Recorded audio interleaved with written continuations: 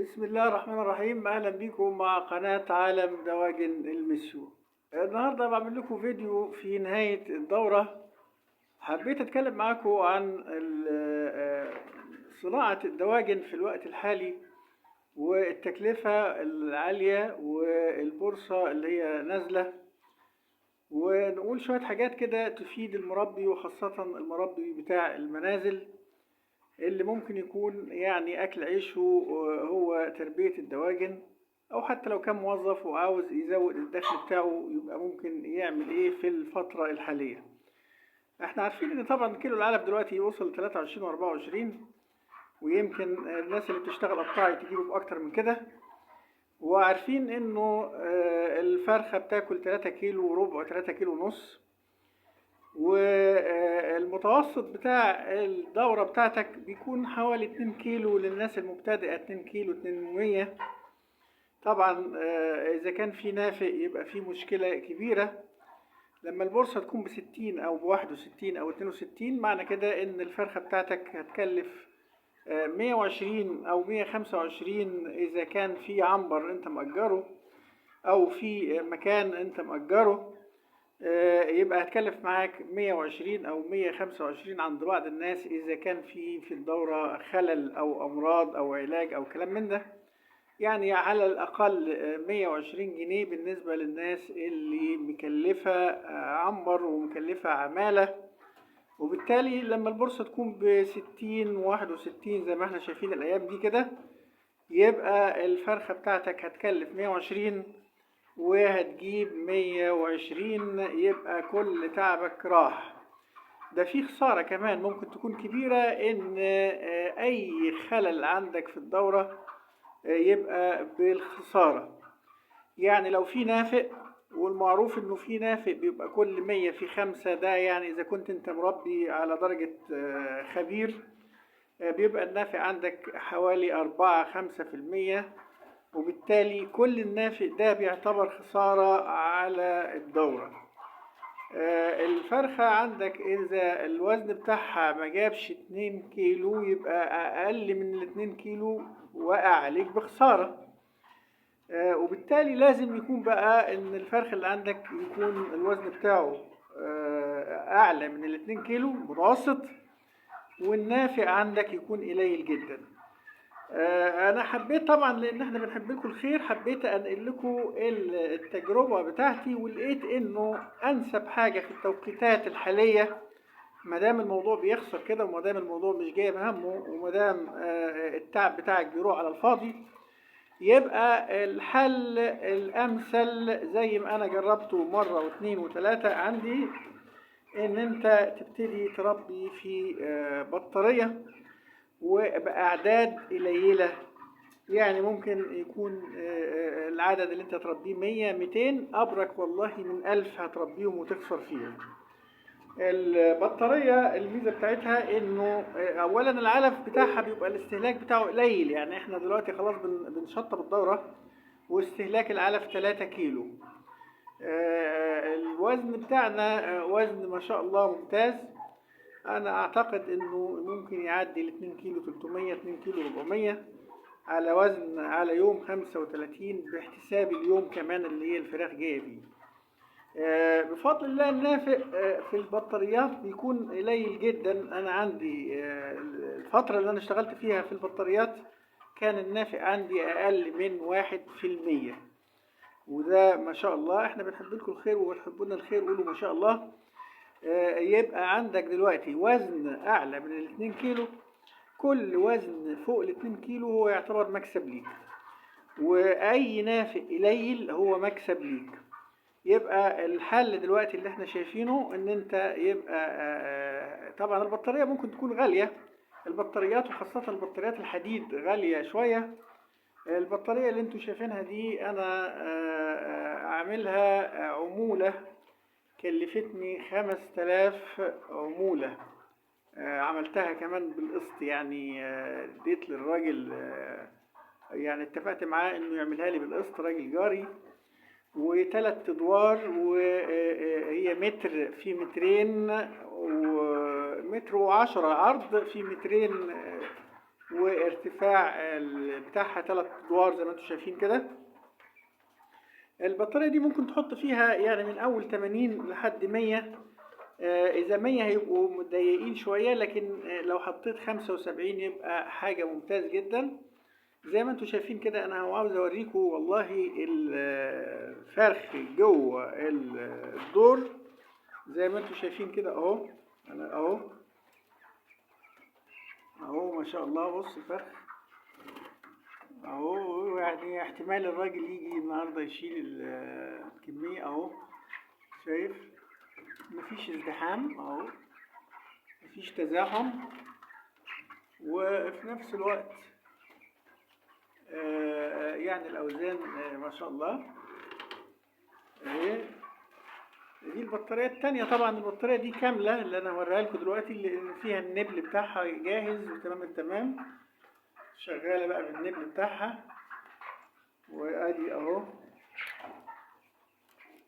بنحب نوريكم كل حاجة اول باول بحيث ان انت تستفيد معايا وتدعي لي زي ما انا بدعي لك. اهي الاوزان زي ما انتم شايفين. طبعا طالما الفرخ المعوي بتاعه مظبوط، يبقى التحويل بتاع الفرخة مظبوط، يبقى انت مريح نفسك والعدد بتاعك قليل. وحتى على افتراض انه يجي فيروس ولا حاجة، يعني بتبقى العملية قليلة معاك، ما بتبقاش انت بقى مكلف نفسك قوي وعامل دورة 1000 والكلام من ده. وبعدين في الاخر بيحصل انه مفيش يعني مكسب، ده ربما يكون فيه خسارة. دورات الفراخ طبعا ما بتتحسبش بالدورة، بتتحسب بالسنة. انت بتشوف انت بتعمل كام، 5 6 دورات، وبتشوف المتوسط بتاعك ايه، وتشوف انت شغال ازاي. لكن ما بتتحسبش بدورة، لان ممكن دورة تكسب في الفرخة 30 40 جنيه زي ما بكلمك كده. ممكن تكسب في الفرخة 40 جنيه و50 جنيه والله في بعض الاوقات. وممكن الفرخة تخسرك 10 جنيه من راس مالها اصلا. يعني انت تكون شغال ال1000 ب120,000، ممكن تخسر لك في الموال ده 20 25,000 جنيه. يبقى كل اللي انت عملته ضاع، وتعبك ضاع، والايجار والهيصه والعماله والهيصه دي كلها. انما انت ممكن تعمل عدد قليل، والعدد قليل يعني 100 150 200.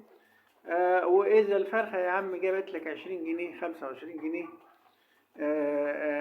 ويبقى ومستمر، احسن ما تعمل دوره وتقعد على اساسها وتستنى بقى الكتكوت لما ينزل ولما يطلع والكلام من ده.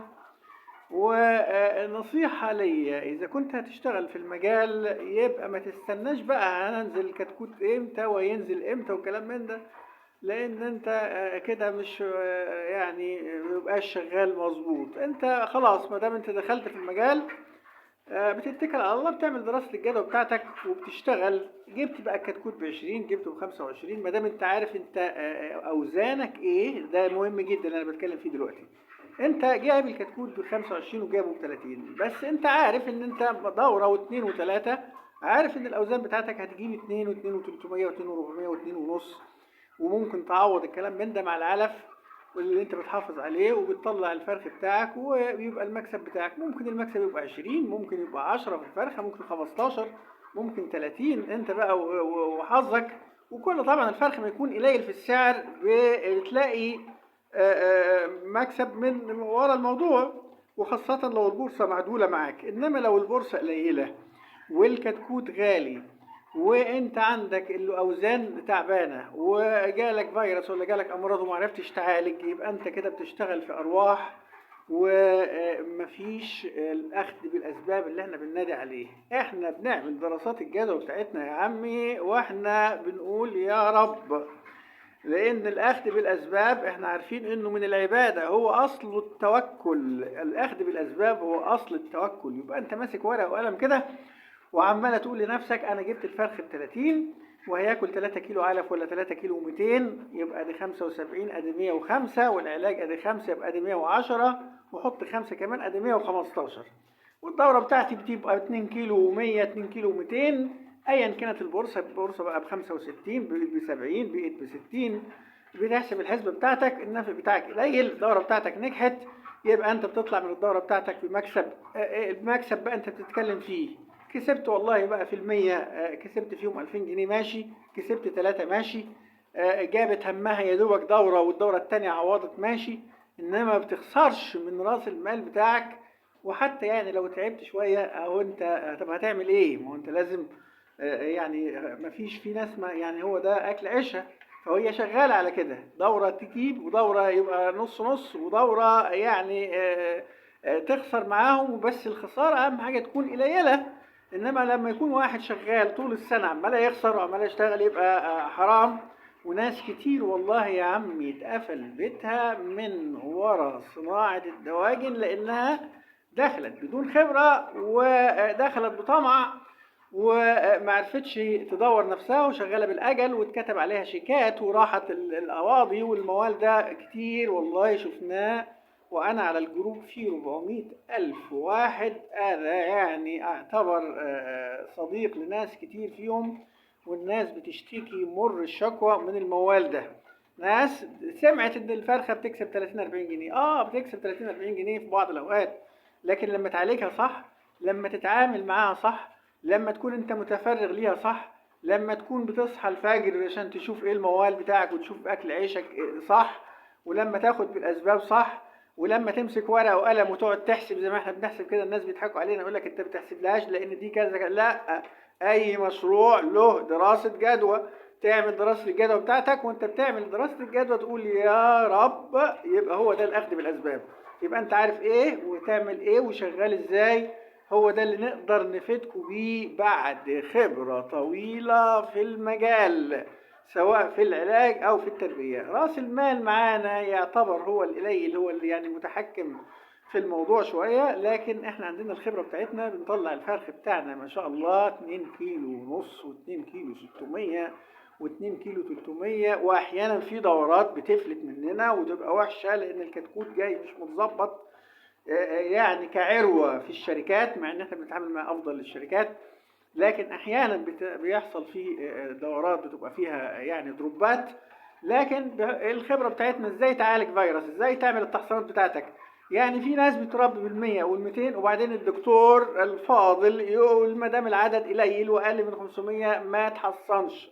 الكلام ده يا حضرات مش مظبوط، مع احترامي لكل الناس. الفيروس لما بيجي، واحنا عملنا فيديوهات كتير في القناة، ابحث في القناة هتلاقي يطلع 200 فيديو تطلع منها خبير عالم دواجن الميسيو.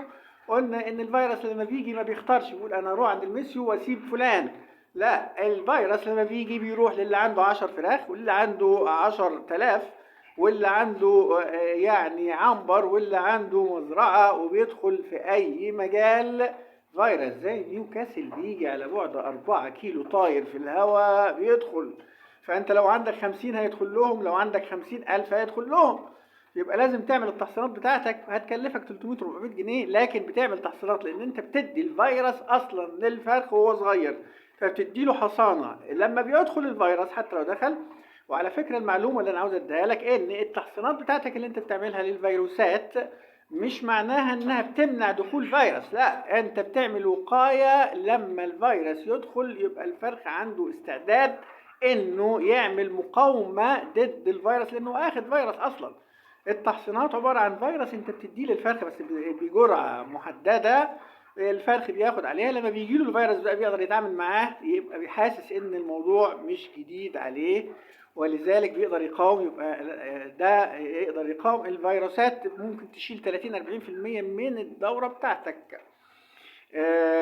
انما لما تكون انت محصن بقى وعامل واخد عامل بالاسباب، يبقى تقدر تبقى تنزل رافع مناعة، تنزل مضاد فيروسات، تنزل فيتامينات. الفرخ عندك مناعته قوية يقدر يقاوم، يبقى النفع عندك في أقل الحدود، يبقى مفيش خسارة، الخسارة الفادحة اللي احنا بنسمع عنها. يبقى انت زي ما انت شايف كده، احنا اهو. بص انا عاوز اوريك عشان يبقى في ناس بتقول لك المتر فيه كام في البداية. ممكن تحط 13، ممكن تحط 15 بالكتير، بس يكون في التهوية بتاعتك مظبوطة. اهو في فراغات اهو، رغم ان احنا حاطين 12 13 اهو. زي ما انت شايف كده حاجة زي الفل. قول ما شاء الله واتمنى الخير لغيرك يجيلك الخير. اهو مفيش اي لهس ولا فيش حاجة، درجة الحرارة مظبوطة 25 و26. التهوية بتاعتنا مظبوطة اهي. شايف التهوية. انا بصور لكم الفيديو ده الصبح على فكرة، ومفترض انه بالليل. بص بالليل اهو، دي التهوية اهو يعني ادنى تهويه بالليل لان الجو يبقى بارد، ومع ذلك الحراره محتفظين بيها 24 و25 في الادوار العليا 26، لان الحراره بتبقى كل ما بتطلع فوق بتبقى عاليه شويه. اهو كل حاجه بوريها لك، الفيديو طول شويه مننا لكن كل حاجه بوريها لك علشان يبقى انت عارف انت شغال مع خبير للدواجن، وهو اصله بروفيسور دو فرانسي. اعمل لايك للفيديو لان احنا بنعشق تربية الدواجن، لان بنحس فيها بالانس والونس، ولا انس الا انس الله. خد بالك، ادعي وخد بالاسباب، وكل اللي انت بتعمله ده على فكرة الفرخة اللي عمالة تاكل قدامك دي، الفرخة اللي عمالة تاكل قدامك دي يا عمي والله بتدعي لك. انت مش سامع صوتها لكن انت بتاخد حسنات من وراها وانت بتعمل لتربية الدواجن. حط في دماغك ان شوية المية اللي انت بتحطهم وشوية العلف اللي انت بتحطهم انت بتعمل اطعام لارواح بتاخد عليها، وربما يكون اجرك والله هو ده اللي انت بتاخده افضل اجر.